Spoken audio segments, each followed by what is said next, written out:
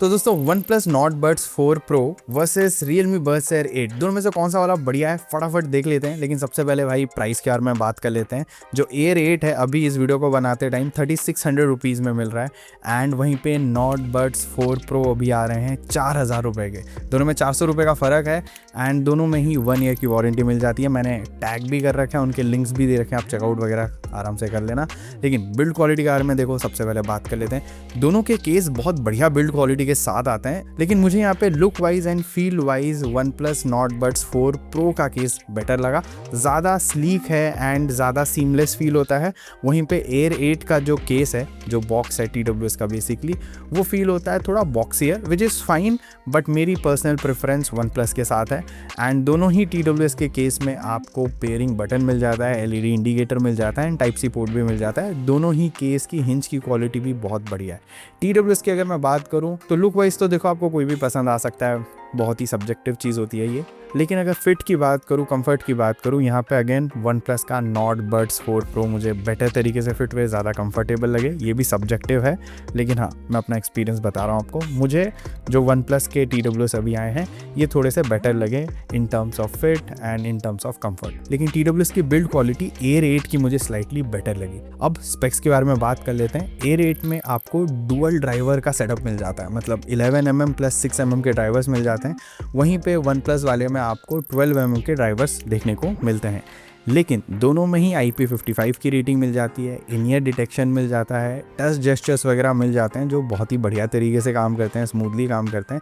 And in सारे ही touch gestures को आप इनके रेस्पेक्टिव ऐप में, जो कि Hey Melody ऐप है OnePlus का एंड वहीं पे Realme Link ऐप है Realme का, इन दोनों ही ऐप्स में आप इन टच जेस्चर को ऊपर नीचे कर सकते हो, मतलब कस्टमाइज़ कर सकते हो। लेकिन OnePlus के जो Nord Buds 4 Pro आ रहे हैं उनमें एक slide up and slide down करके वॉल्यूम कंट्रोल मिलता है, जो भाई बहुत ही कमाल का फीचर लगता है एंड डेफिनेटली एनहांस करता है यूज़र एक्सपीरियंस को। बाकी अगर कनेक्टिविटी की बात करूं, देखो दोनों में ही stutter free, lag free experience मिलने वाला है। Air 8 में आपको Bluetooth 5.4 मिल जाता है एंड OnePlus वाले में आपको मिल जाता है Bluetooth 6। लेकिन दोनों में ही हाई रेस ऑडियो कोडेक भी मिल जाते हैं, मतलब AAC, SBC एंड LHDC 5.0 मिल जाता है दोनों ही TWS में।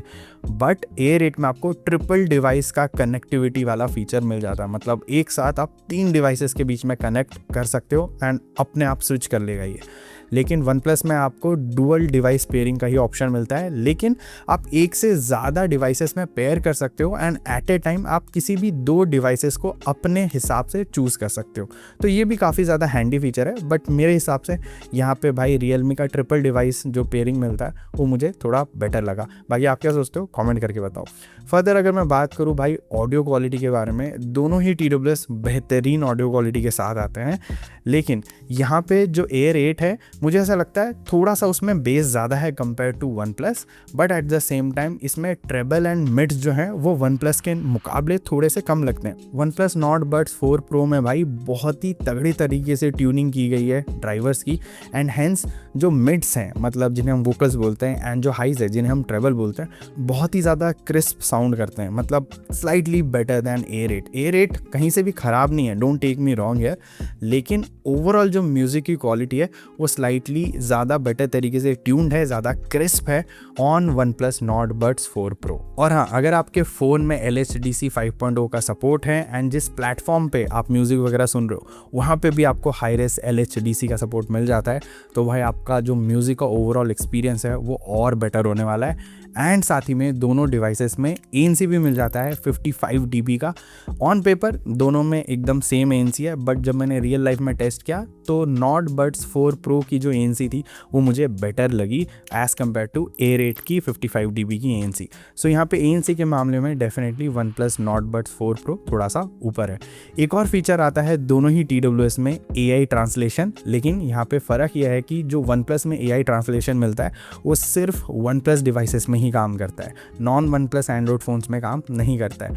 लेकिन ऑन दी अदर हैंड जो Air 8 मिलता है उसमें जो AI ट्रांसलेशन वाला फीचर मिलता है वो सारे फ़ोन्स में काम करता है। सो यहाँ पे एक्स्ट्रा पॉइंट्स डेफिनेटली Realme को मिलते हैं। बाय द वे दोनों में ही गेम मोड भी मिल जाता है। Realme वाले में 45 मिलीसेकंड की लो लेटेंसी है, OnePlus वाले में 47 मिलीसेकंड की लो लेटेंसी है। बट रियल लाइफ टेस्टिंग जब मैंने की, गेमिंग वगैरह किया, तो जो A8 की लो लेटेंसी थी वो मुझे डेफिनेटली थोड़ी बेटर लगी। लेकिन नॉट बड्स 4 Pro में जो बुलेट की आवाज़ है एंड जो फुटस्टेप्स वगैरह हैं वो बेटर साउंड करते हैं। ओवरऑल दोनों ही TWS में से किसी को भी चूज़ कर सकते हो गेमिंग के लिए, आप बिल्कुल भी डिसअपॉइंट नहीं होने वाले हो। सो गेमिंग में दोनों ही बढ़िया हैं। अब बात करते हैं कॉलिंग के बारे में। कॉलिंग बहुत ही इंपॉर्टेंट एस्पेक्ट है एंड मैंने इंडोर्स में कॉलिंग की, आउटडोर्स में कॉलिंग की, दोनों ही TWS बढ़िया है। लेकिन मुझे OnePlus के स्लाइटली बेटर लगे क्योंकि कुछ एक आर्टिफिशियली ये लोग आपकी आवाज़ को बूस्ट करते हैं जिसकी वजह से आपकी आवाज़ थोड़ी ज़्यादा लाउड लगती है।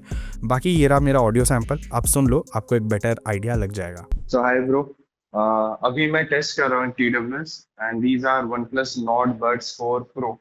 आई am inside my room, background में कोई शोर शराबा नहीं, बस पंखा चल, पंखे के नीचे खड़ा हूँ। तो तुझे मेरी आवाज़ कितने अच्छे से सुनाई दे रही? एक बार मैं ट्रैफिक वाली कंडीशन में जाके बात करता हूँ तुझसे। तो भाई अभी मैं ट्रैफिक वाले कंडीशन में हूँ एंड बैकग्राउंड में बहुत ज्यादा शोर शराबा है ट्रैफिक का। तो तुझे अभी मेरी आवाज़ कितने अच्छे से आ रही है? Are you still able to make out मैं क्या बोल रहा हूँ या मेरी आवाज़ दब गई है? तो हाय ब्रो, अभी मैं एक पेयर ऑफ TWS टेस्ट कर रहा हूँ। These are the newly launched Realme Buds Air 8। ठीक है, अभी मैं अपने रूम में हूँ, बैकग्राउंड में और कोई शोर शराबा नहीं है, बट पंखा चल रहा है फुल स्पीड पे। तो तुझे अभी मेरी आवाज़ कितने अच्छे से सुनाई दे रही है? अभी मैं ट्रैफिक वाले सिनेरियो में जाके बात करता हूँ जैसे। अभी मैं ट्रैफिक वाले सिनेरियो में हूँ, बैकग्राउंड में बहुत ज्यादा ट्रैफिक का शोर है। तो तुझे अभी मेरी आवाज़ कितने अच्छे से सुनाई दे रही है? Am I still audible या फिर मेरी आवाज़ दब गई है? Now guys coming straight to the battery backup, यहाँ पे मामला मोस्टली सेम है। ओवरऑल बैटरी बैकअप देखोगे तो A8 की स्लाइटली बेटर है, मतलब टोटल प्लेबैक आपको 58 आवर्स तक का मिल जाता है डबल AC कोडेक में विदाउट दी ANC एट 50% वॉल्यूम। वहीं पे जो OnePlus के Nord Buds 4 Pro आ रहे हैं उनमें 55 आवर्स का आपको टोटल प्लेबैक मिलता है सेम सेटिंग्स पे। लेकिन मैंने मिक्स सिनेरियो में यूज़ किया, मतलब कॉलिंग भी की, गेमिंग की, थोड़ा म्यूज़िक वगैरह सुन लिया, थोड़ा बहुत वीडियो वगैरह देख लिया। तो देखो इस पूरे सिनेरियो में एट 50 to 70% वॉल्यूम मुझे Nord Buds 4 Pro में 7 आवर्स तक का बैटरी बैकअप मिल गया। A8 में 7.5 घंटे तक का, मतलब 7 आवर्स 30 मिनट्स तक का बैटरी बैकअप मिल गया। सो बैटरी बैकअप मोस्टली सेम है बट A8 स्लाइटली बेटर है एंड यहाँ पे भी डेफिनेटली एक्स्ट्रा पॉइंट्स तो मिलेंगे Realme को। सो गाइस मुझसे अगर पूछोगे इन दोनों में, मैं तो भाई OnePlus वाले TWS के साथ जाऊंगा क्योंकि म्यूज़िक क्वालिटी काफ़ी बढ़िया लगी, बहुत ही वेल ट्यून्ड है।